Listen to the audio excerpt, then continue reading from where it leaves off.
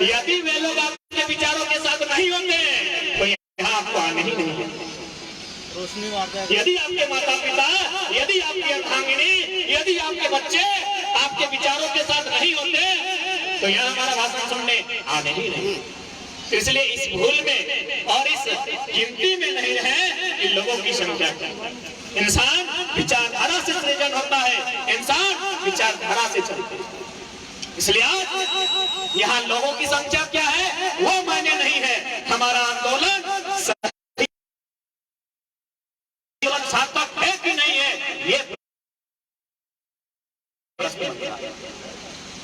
सवाल लोग करेंगे कि क्या ये आंदोलन चूंकि युवाओं का आंदोलन है, नौ शिक्षित नौजवानों का आंदोलन है, पढ़ने वाले बच्चों का आंदोलन है, क्या ये इन मोबाइल, फेसबुक और व्हाट्सएप से होकर विधानसभा? वो नारा हम लोगों यदि आज हम लोग इस लड़ाई को नहीं लड़ते हैं तो नुकसान क्या होगा।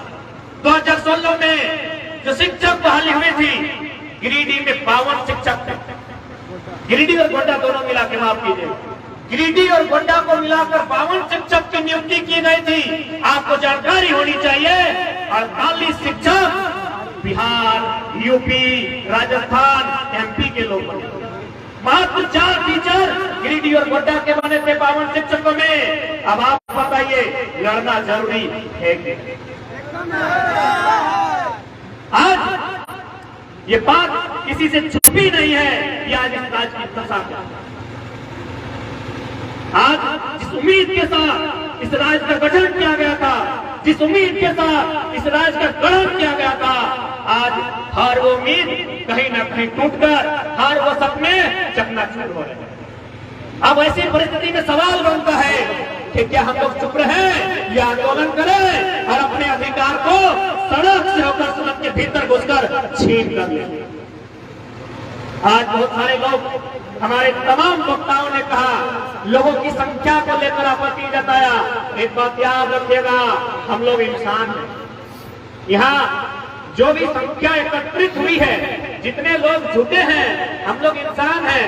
और आप इंसानों की संख्या को 1, 2, 3, 4 ऐसा नहीं गिना जाता। 1, 2, 3, 4 लिप्टस का पेड़ को गिना जाता है।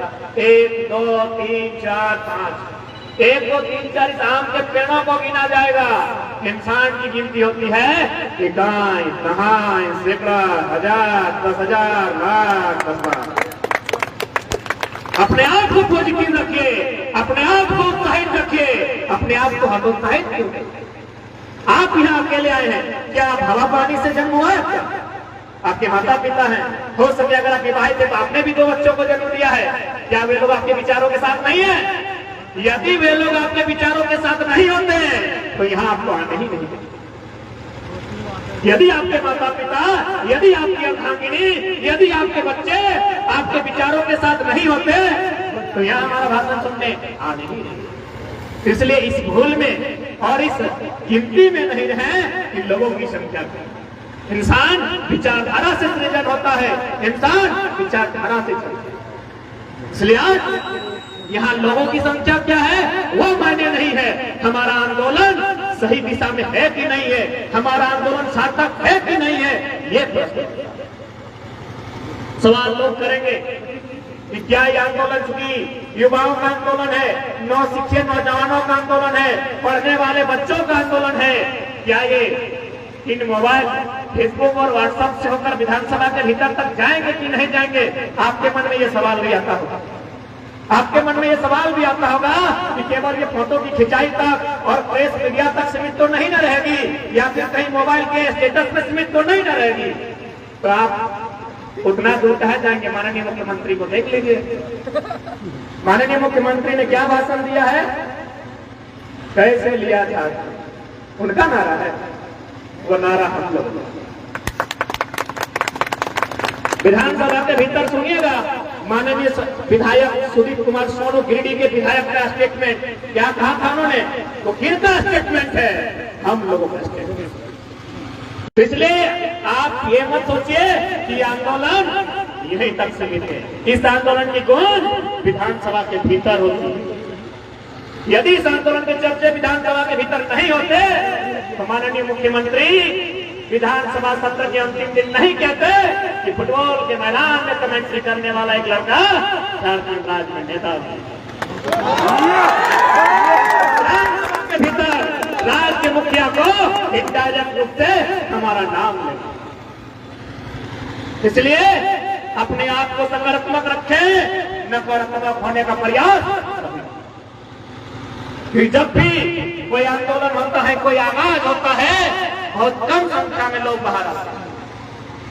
अब बात करते हैं कि आज जो समस्याएं झारखंड के पास है, उन समस्याओं से सामना कैसे होगा। सबसे पहले स्थानीय नीति। आप सभी जानते हैं, हम सभी एक परिवार में रहते हैं।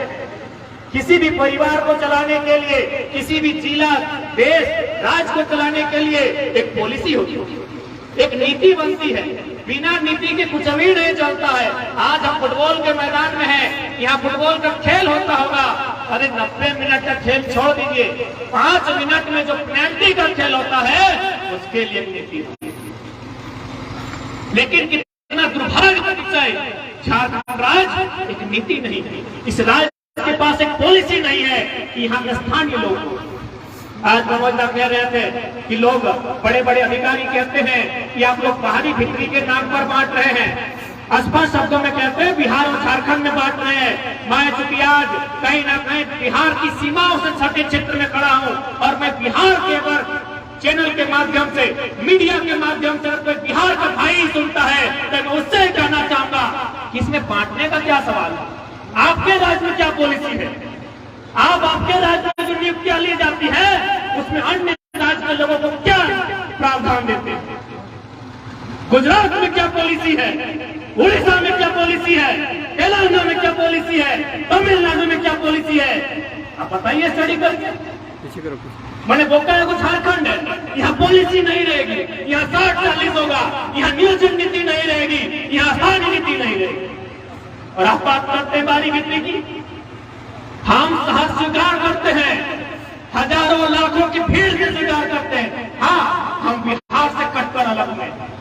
हम आज भी मानते हैं बिहार हमारा बड़ा भाई है, लेकिन हम तो दलील ये देंगे कि जब हम बड़ा भाई से कटकर अपना हिस्से का खेत ले लिए तो खेत हमारा होना चाहिए ना, वहां जोतपुर हमारा होना चाहिए ना। जब वो खेत हमारा है, वो फसल हमारी है, काटने वाले हम हैं, तो उस उपज पर अधिकार करने वाले आप कौन हैं? हाँ, बिहार के भाइयों को ही कहेंगे, इसमें बाहरी भित्री का सवाल ही नहीं है।